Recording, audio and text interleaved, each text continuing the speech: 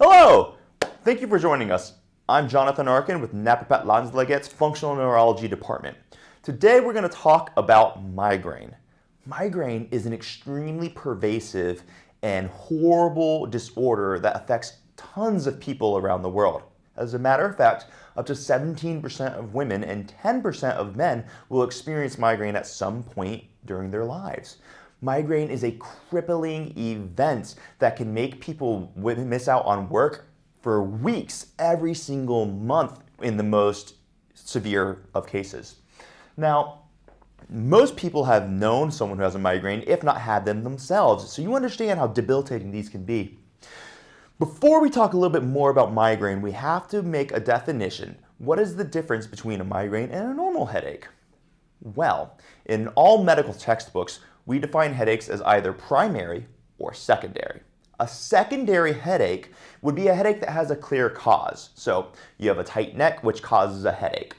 That would be called a tension headache. The tight neck is causing it, so that would be a secondary headache. Or even something as severe as you have a brain tumor, which causes a headache. Still a secondary headache because there is something causing the pain.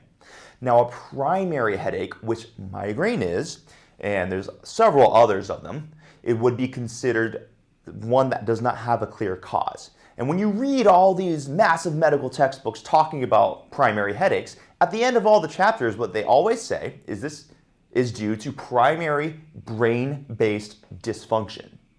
Meaning, we're not always sure what causes the migraine in this example, but we know it has to do with your brain having primary dysfunction. As a matter of fact, this is one of the reasons why migraine is such a common side effect of concussion. And if you look at our other video when we were classifying the different types of concussion, you'll see that migraine is actually an entire subcategory of concussion on its own. Now, the most common theory on how migraine works is the vascular theory, which says that blood vessels in your brain will spasm and cause pain. And this may or may not be true. There's evidence supporting it, there's evidence disagreeing with it. Regardless, what happens is that you will always have what's called a primary brain-based dysfunction. So we don't actually feel pain the way we think we do. We don't have receptors in our body to feel pain. What we have, like in my skin, there are these little receptors that tell me I'm feeling sharp, dull, vibration, all sorts of things like that, but there's no receptor in my skin for pain. Pain is experienced from the brain down. So instead what we have is we have another sensation called nociception. And this might be getting a little deep, but just bear through it with me. When we have too much of this general sensation of nociception, don't worry about that word, our brain will make us feel pain to protect us. So for example, if you were to punch me in the shoulder, I would have too much nociception to be able to ignore, and my brain would make me feel pain so that I run away from you. Now, what happens in a migraine and other brain-based dysfunctions of pain is that for whatever reason, our brain will make us feel pain too soon. Now, this is why in migraines we see things such as triggers. And any of you who have had a migraine know about triggers. You eat a certain food, causes a migraine. You hear a certain type of sound, causes a migraine. Well, it's really important to keep in mind that these triggers don't actually cause the migraine. What causes the migraine is this brain-based dysfunction, and the trigger just causes the brain to fail a little sooner so that you feel the pain and experience the migraine.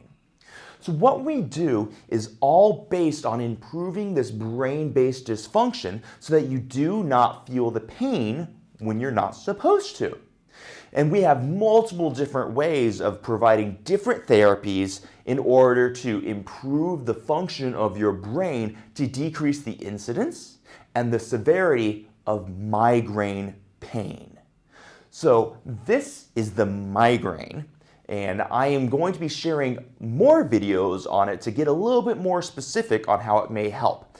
Now, it's important to recognize that, yeah, there are tons of different types of migraines. You have vestibular migraines, you have ocular migraines. There's bunches of different fancy words for them, but they always boil down to this primary brain-based dysfunction, which, when treated appropriately, can decrease the incidence and the severity of the migraine. Thank you so much for your attention. Once again, I am Jonathan Arkin with Naprapatlandslaget's Functional Neurology Department, bringing you quality education and looking forward to serving you as you're going through your health journey.